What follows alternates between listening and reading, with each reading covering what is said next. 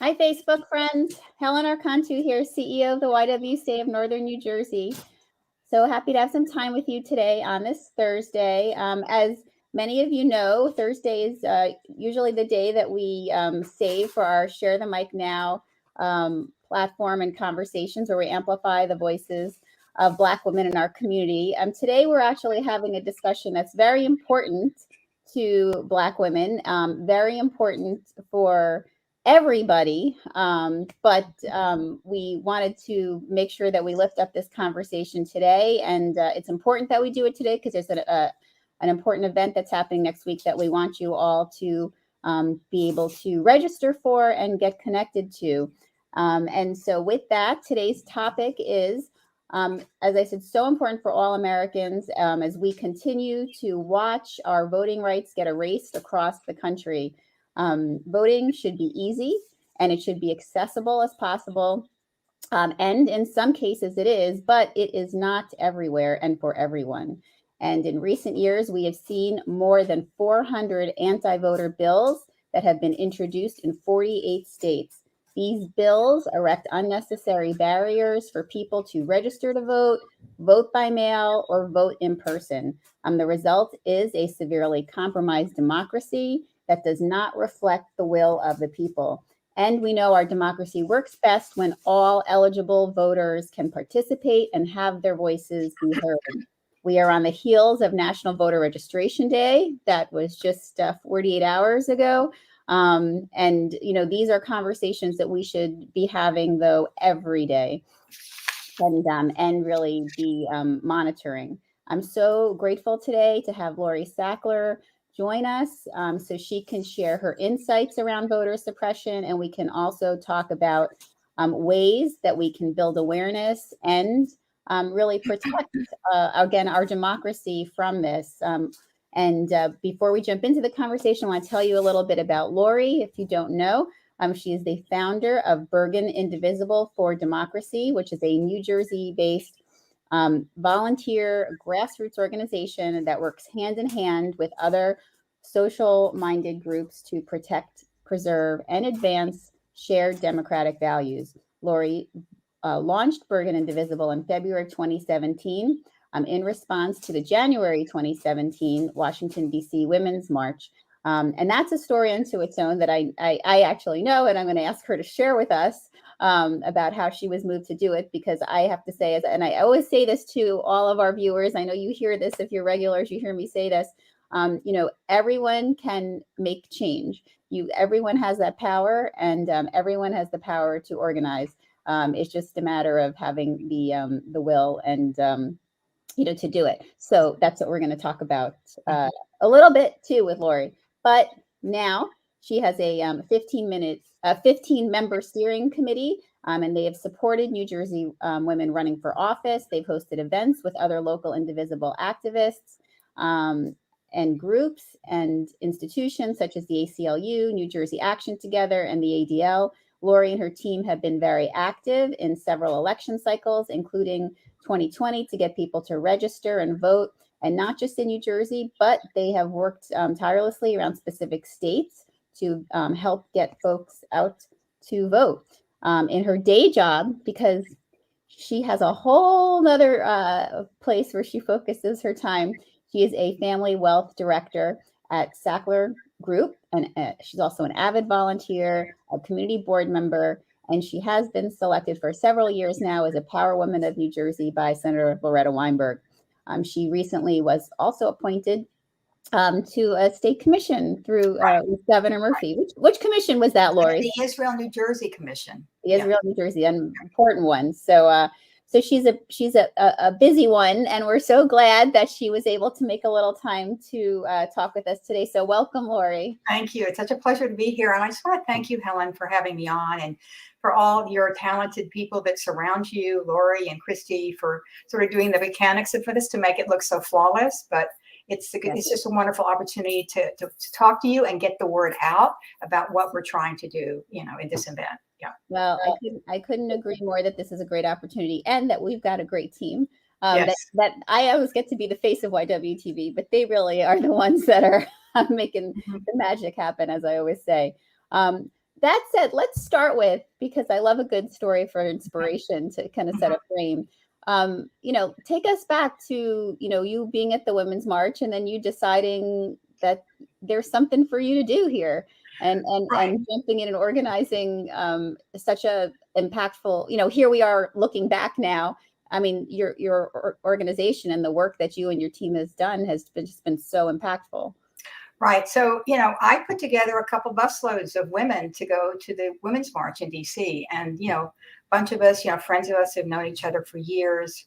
I think we were really inspired to participate in ways that we had never done before. I wasn't a community activist. I didn't really do any of this until January 2017. So a bunch of us went together. We came back. A friend of mine gave me the guidebook, the new guidebook that was written by Ezra Levin, who will be in the program on Tuesday night, called the Indivisible guidebook.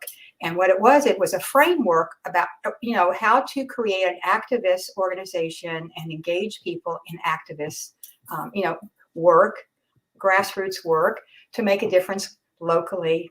And as we have done, I think, on a national level also. And so from 45 people in a crammed dining room, in February of 2017, we now have over 700 individuals who have engaged in our work and who I think we are able to give an outlet to be able to have their voices heard, to, do work related to issues that they're very concerned about, and to hopefully make a difference in what we're trying, in the different venues we're trying to, we're putting out there. So I think it's been a great run. It's been a great experience for me. I never was a community activist or a community leader like this, but I think we've all kind of stepped up in some way. If we did have that inspiration from the Women's March, I think there are over 6,000 groups like mine around the country. So I'm always reminded about all the really wonderful, inspiring people that are doing similar work around the country. Well, and I appreciate you sharing that and taking the moment to share that as we're jumping into this conversation again, because, in just a short time, you as an activist and the organization that you pulled together, again, has had such significant impact. And I think it's just good for others to hear and know that it's never too late. Again, you just have to have the will. And the way will find itself, for you to be able to get involved and to make a change. So yes, I think I will say that we created this program to educate, inspire, and engage our community members in around the topic of voter suppression and give them an opportunity to have an outlet if they want to make change, if they want to participate, because I do think this is probably the most pressing issue we have right now, in my view. I do think our democracy is sort of teetering if we can't fulfill that fundamental right to give every individual in this country the legal right to vote. And so, So let's deep dive into that for a minute. And again, we want, for those of you watching, we are lifting up an event that's happening on Tuesday evening, October 5th. Right. It's next Tuesday. Next Tuesday. The link is here in the comments so that you can register. There's also a link here so that you can learn more about Bergen Indivisible for democracy. I want to just make sure that you're aware that you can register for the event. There's no charge. Jump in, jump on, and we're just giving you a sense of the conversation. So I know sometimes people get caught up in thinking that this is like a conversation that's connected to a political party and not a conversation that's connected to democracy. And that's why I really wanted to have this talk today, because I think we need to dispel that myth that this is something that everybody, doesn't matter, how you vote, it matters, that this issue is something that you're considering and thinking about. It really doesn't matter. I mean, I think that this voter suppression covers a lot of ground. We have 48 states that have introduced over 400 bills. We have 18 states that have really, passed very onerous voter legislation acts. And so what this means is that depending on your zip code, your ethnicity, you may have a range of different political values. And so my sense is that whether you're Republican or Democrat or independent, you don't deserve to be denied the right to vote. And I do think that it is something that is fundamental, and it's not necessarily a liberal or a conservative point of view. It's everyone who could be denied in some form or fashion. The registration is becoming onerous. They're taking away ballot boxes. They're making it difficult for people to stand in lines. They're doing a number of things that really deny the right, really in the context of having had the biggest voter turnout in our nation's history, right? We're seeing this retrenchment, and I think everybody enjoys that right.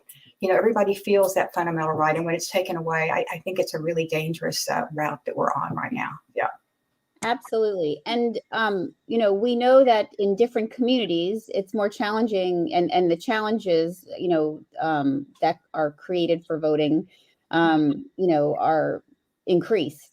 Right. Can you speak a little bit about that? Because again, I want to make sure we also bring attention to the systemic racism that's connected to this issue, that it's an issue for everyone. Well, I think when you think about it, if you don't allow time for people to get away from work to vote, a lot of the, if you look at economic, our socioeconomic classes, people who have hourly jobs, right?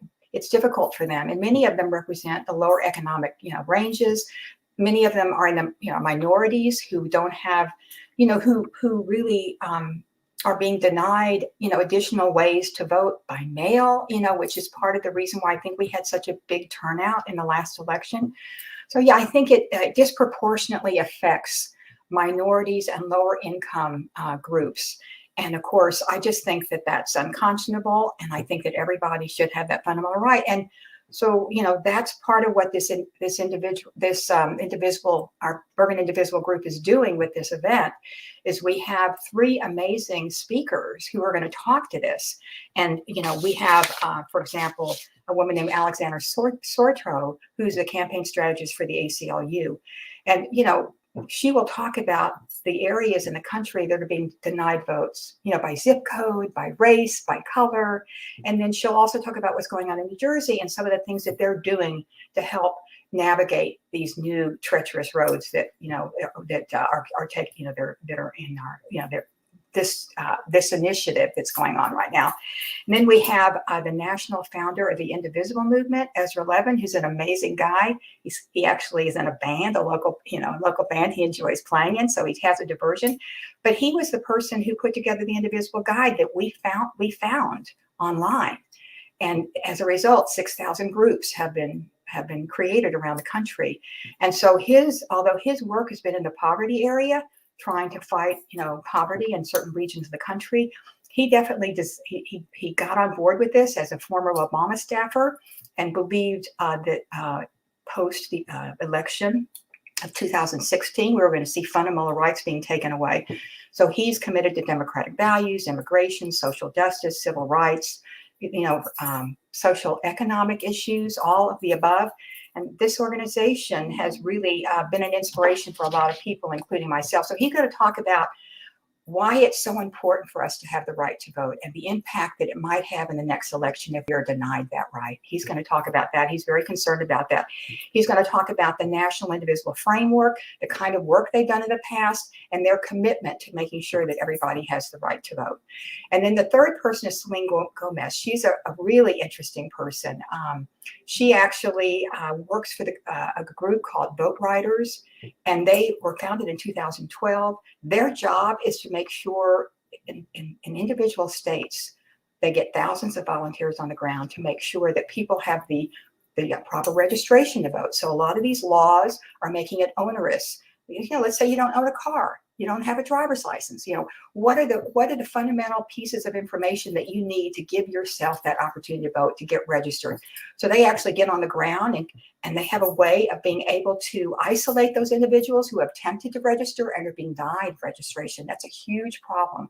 I think they said there were somewhere 500,000 people just in Georgia alone who are having trouble getting registered under the new law. So they get on board, they help people get the right registration, and they get them to the polls. Under the rules, they're very, very educated about the individual laws that are being passed state by state. They're currently working in Georgia Celine is also, in addition to being the National Outreach Director for Vote Riders, she is actually working in Texas right now in response to those laws that have been put into place. And she's a community activist extraordinaire and highly intelligent and has a great background. So I think it'll be a great event. You'll hear from great, inspirational, and really, I think, a very, very effective leaders in their space. So yeah, that's why. Well, talk about a power panel. You definitely have some amazing, amazing folks to be able to share and help us really explore this issue. Right. And, I know that, Georgia is probably the state that got the most recent most recently a lot of attention around this issue. Right. But, it's really good that you're, framing this discussion here in New Jersey, because people sometimes forget that it's happening everywhere. It's happening everywhere. I think we're going to hear from Alejandro about the different issues we have in New Jersey related to voting rights. But we will also hear from her on a national level what the ACLU, they've been extremely busy. We've done a number of events with them. They do a great job of helping to educate and inform us, and in many instances inspire our members to take action. And so we're hoping at the conclusion of this event, we'll be able to follow up with some direct, meaningful ways that they can individually get on board. We wrote thousands of cards across different state lines to help navigate different elections. We have done a lot and get people registered. The idea was get people out to vote. That was always our message in our activism. So we will probably be doing some different things, because I think right now the ability to register and get to the polls is going to be even harder. And I don't think this federal election voting rights law that Joe Manchin has crafted, I'm not convinced it's going to get through the Senate. So if that's the case, this type of work is so critical if we want to see that our democracy, the democracy that we cherish remains so over time. Yeah. Yeah, and this is a great reminder. I mean, sometimes as voters, we get complacent. We feel like, we do it once a year and then we can sit back. And then there's really no need to, be active for the majority of voters in this country. But, conversations like this just remind us that, our civic responsibility is something not only that we need to do, but we need to stay engaged with those we put in office, but we need to also be watching all of the issues around the protection of the right. A lot of people say that, democracy is not a given, right? Mm-hmm. And democracy ends at the ballot box historically. And so that's why, as we see all these efforts to try and deny the vote, that's why it seems so worrisome, right? And so we have to, I think as individuals, we have to be committed. As I think even Baba said, we all have to step up our game, right? We have to protect our democracy. Our mission in our organization is protect, preserve, and advance our democratic values. And so, our work has always been with that mission in mind. And we're a volunteer organization. We have a great as you said, a 15 steering committee member. I mean, I like to make a shout out to some of my amazing steering committee people who have helped with this event. Mary Hubert, my VP, go-to person, Daphne Blur, extraordinary technology person. I have Rochelle Lazarus, who is a fabulous, amazing PR person who's done a lot of work for us. And then Nora Jobson, who I think and her husband have done an amazing job of keeping our website up to date, making sure that people can go there, Bergen Indivisible for democracy.org, and get, see the history of all that we've done, and see that we are what we're currently working on. And of course, they can go to that website. Anyone can go to that website and register for the event. So, we think it's, I actually got a call from somebody from New York City who got a call from someone in Connecticut who'd gotten an email regarding our event. So I get calls from people in Indiana. So yeah. I feel like, it's not just a local issue, it's a nationwide issue. And so any of you who are listening right now, if you have friends or family members who have these common concerns like we do, they can connect, because it is a Zoom event. Yes. And we have people who we've influenced to take action all over the country. And so we think this is an opportunity, if you have a concern like we do, and you really want to take it doesn't take a lot of time. You can do an hour a day, what time you have, to really help move us in the right direction and sort of help to fight this voter suppression, which is so dangerous right now. Yeah. Well, and that is the beauty of the Zoom world that we're living in now, is that anyone can join anywhere, easily, as long as you just have access to the technology to do so. So for our viewers, again, the event is on Tuesday evening on October 5th it starts at 7, I believe. 7 to 8, yeah. And again, the links, we have them flashing on the screen. We also have them in the comments, very easy for you to go and register. There is no charge for the event. And again, this is a national conversation, but it's important that we're also looking at the implications for New Jersey through this conversation that Laurie and her amazing team has organized through Bergen Indivisible for Democracy. And I know as also very often voters, we're always at the YW out doing voter drives and trying to engage voters as well in the process. Very often you hear people think that only the presidential elections are the ones that really matter, and that the other years they can just, kind of take it easy. Every election matters, and voter suppression, the issue of voter suppression is impactful on every level, whether it's locally in your community or whether it's, nationally for our country. The ramifications and implications of it, have a very real life consequence for all of us. So I think that's a really important point. Voting matters. Who we elect matters. And we've seen that in the past, right? And we see the dysfunction somewhat in DC right now. Well, if you want to do something about that, get out and vote. Mm-hmm. If you want to change the direction of your school board or your state legislature, voting is our right and it's our privilege, but it also is our power, right? Mm-hmm. As individuals. And so I believe strongly that, we need to get the message out that everybody has to step up a bit and figure out a way that they can participate and get out there and vote. And there are plenty of organizations that can help you get registered now. I mean, this Vote Riders group is an example. And, if you have any particular questions, you can always, I think, you could go to our website and send in a question. Or I could provide you with my email address. I don't know if, maybe Helen could send that around. But I do feel like this is a really important, critical time for people to really think about the consequences of what's going on with this really serious voter suppression. Absolutely. So again, we encourage everybody to participate, to learn more about this important issue. Again, this is a great event for you to be able to hear such wonderful speakers. I myself have been part of events that Bergen Indivisible has done and watched many of them as well over the years. And, they really take the time to look at it from lots of different angles and look deep. And appreciate the opportunity too, that as a viewer, you will have the chance to ask a question as well, even though we are virtual, so that if something comes up for you, or if there's something you're thinking that's bringing you to the event, that you will have an opportunity to engage. So please consider that. We also we started out talking about how some of your motivation came from the Women's March. It's good to note that there is a Women's March happening this Saturday.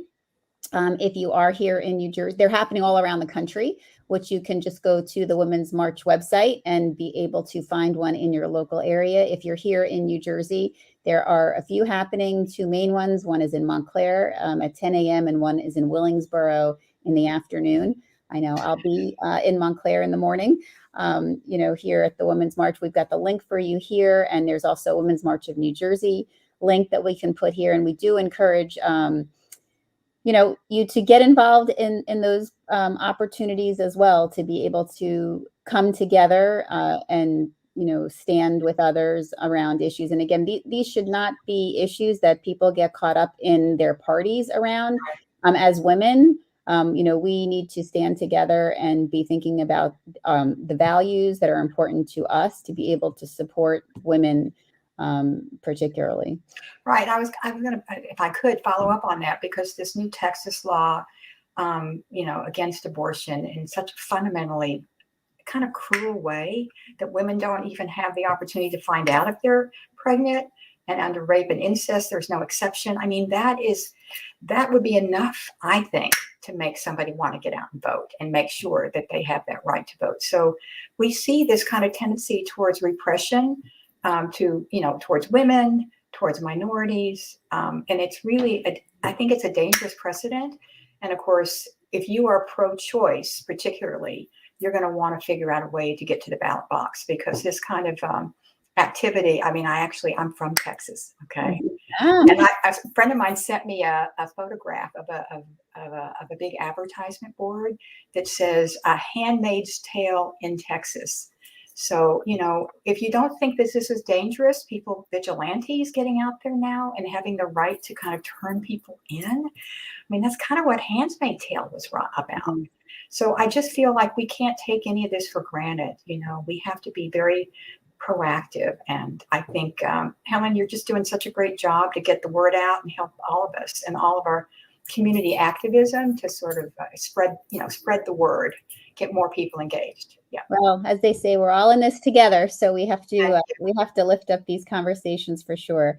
Right. So again, before we close out, I want to make sure that everyone knows you've got the links here for the event, the links here to learn more about Bergen Indivisible for Democracy. And you can, check out some meetings, check out some other events that they're doing. Again, hopefully we'll see some of you at the Women's March on Saturday as well. The event, again, is next Tuesday, October 5th. Thank you so much, Lori, for being with us and kind of helping encapsulate the conversation to give us some perspective. For those of you, there's still time to register this evening, and we have over 100 folks registered for it as well. We're doing a very important conversation about Black women's mental health called I'm Not Your Superwoman. We have a phenomenal panel that was pulled together, and we hope that you can join us. The link is here for that event as well. And I would also say, if you're not a Black woman, you should still think about listening to it, because, as women, we should be concerned about issues that impact, all women, and think about ways that we can be supportive to each other. And if you have to learn about some of the nuances and issues, related to, women that are not, having your lived experience is very, very important in us being able to support each other. So I encourage everyone to join us this evening. And also for any non-white women entrepreneurs, we have an opportunity for you free of charge to join our Women's 360 Business Essential Program to help you start and support your small businesses. So please think about that. And just for some fun, on November 10th at 7 p.m., we will be having our Walking the Talk virtual gala to help support the work of the YWCA of Northern New Jersey, like Bergen Indivisible. We are all organizations that, are able to do the important work that we do because of the support from our community, and events like our gala are key in being able to keep us doing our programming like YWTV. So with that, we wish everyone a great day. We hope to see you on Zoom next Tuesday evening. And again, any questions about the event, please feel free to reach out to the links here. And everyone have a great day. And Lori, thank you so much for all you do as well. So grateful and always happy to partner and work together. Thank you so much. I really appreciate it. Okay. Have a great rest of your day. You too, everyone. Be well. Bye-bye. Bye.